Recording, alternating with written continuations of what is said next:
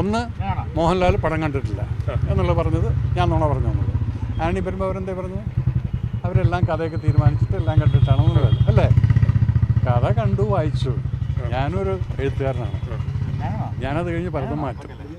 പടം കാണലാണ് മുഖ്യം. അപ്പം അത് വിട്ടേക്ക്. രണ്ടാമത് ചേച്ചി പറഞ്ഞു, ഞാൻ ചേച്ചിയുടെ മോനെ ഒറ്റപ്പെടുത്തി, പടം നന്നല്ല എന്ന് പറഞ്ഞു എന്നത്.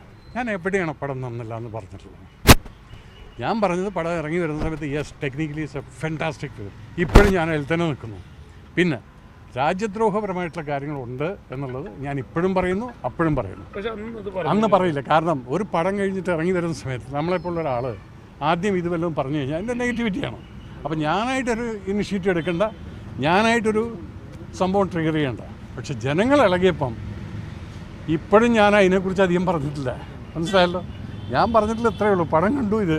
പിന്നെ ഞാനെങ്ങനെ, എവിടെയാണ് ഞാൻ പറഞ്ഞത് ചേച്ചിയുടെ അടുത്ത് പടം കൊള്ളൂല എന്നുള്ളത്? നിങ്ങൾ എവിടെയെങ്കിലും ഒരു സ്റ്റേറ്റ്മെൻറ്റ് പറ. ഓക്കെ. അല്ല, ഇതിലേ ഇപ്പം മേജർ ഇത് മോഹൻലാലിന്റെ ഒരു പ്രീതി നേടാൻ വേണ്ടി പൃഥ്വിരാജിനെ ഒറ്റപ്പെടുത്തി. മോഹൻലാലിന്റെ പ്രീതി എനിക്ക് നേടേണ്ട ആവശ്യമില്ല മോനെ. 94 മാർച്ച് 13 തൊട്ടുള്ള ബന്ധമാണത്. ആ പടം ചെയ്താലും ഇല്ലെങ്കിലും അത് അവിടെ നിൽക്കും. അത് മരിക്കുന്നവരെ അതുപോലെ തന്നെ നിൽക്കും. ലാലും വേണോ വേണ്ടെന്നുള്ളതില്ല. ലാല് മരിക്കുന്നവർക്ക് എനിക്കൊരു കടപ്പാടുണ്ട്. കാരണം എനിക്ക് കീർത്തിചക്ര എന്നുള്ള സിനിമ ചെയ്ത് എന്നെ മേജർ രവി ആക്കിയത് മോഹൻലാലാണ്. അതിന് ഈ ആന്റണി പെരുമ്പാവൂരോ ആരും ഇത് പ്രൊഡ്യൂസ് ചെയ്തിട്ടില്ല. അത് പ്രൊഡ്യൂസ് ചെയ്തിട്ടുള്ള ആളാരാണ്?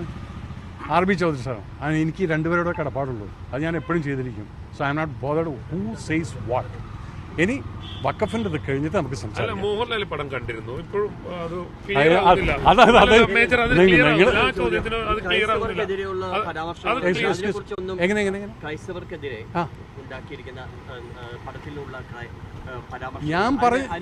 ഞാൻ എന്താ പറയുന്നറിയോ? ആ പടത്തിനകത്ത് പടം കണ്ടതിന് ശേഷം ഇറങ്ങിയ സമയത്ത് എനിക്ക് ടെൻഷനുണ്ട്. പക്ഷേ ഒരു പടം കണ്ട് ഇറങ്ങി വരുന്ന സമയത്ത് നമുക്ക് ഒരിക്കലും ഒരു പടത്തെക്കുറിച്ച് നെഗറ്റീവ് പറയാൻ പറ്റില്ല. അതുപോലെ തന്നെ അതിനകത്ത് ക്രൈസ്തവർക്ക് എഗൻസ്റ്റ് എന്നുള്ളതല്ല, സത്യാവസ്ഥകളെ മറച്ചു പിടിച്ചുകൊണ്ട് പലതും പകുതിക്ക് കൊണ്ടുവന്നിട്ട് ഒരു ഫ്രിക്ഷൻ ഉണ്ടാക്കിയതല്ലേ. അതിൻ്റെ എല്ലാം ഇന്നിപ്പോൾ ജനങ്ങളെ ഇളകിയിട്ട് സംസാരിക്കുന്നു. അപ്പോൾ അതിനകത്ത് പ്രശ്നം ഉണ്ടെന്നുള്ള ആ പ്രശ്നം തന്നെ ഞാൻ പറയാമല്ല. പടം കൊള്ളൂല എന്നുള്ളത് ഞാൻ ഒരിക്കലും പറഞ്ഞില്ല. ചേച്ചി അതും വെച്ചുകൊണ്ട് പറഞ്ഞുകൊണ്ടിരുന്നു, എൻ്റെ മോൻ്റെ പടം കൊള്ളൂല എന്ന് മേജർ റിവ്യൂ. എവിടെ പറഞ്ഞു? നിങ്ങൾ എവിടെയെങ്കിലും ഒന്ന് പറഞ്ഞിട്ടില്ല. അപ്പോൾ എന്തെങ്കിലും കൊണ്ട് പറയുക, ഏതെങ്കിലും പറയുക.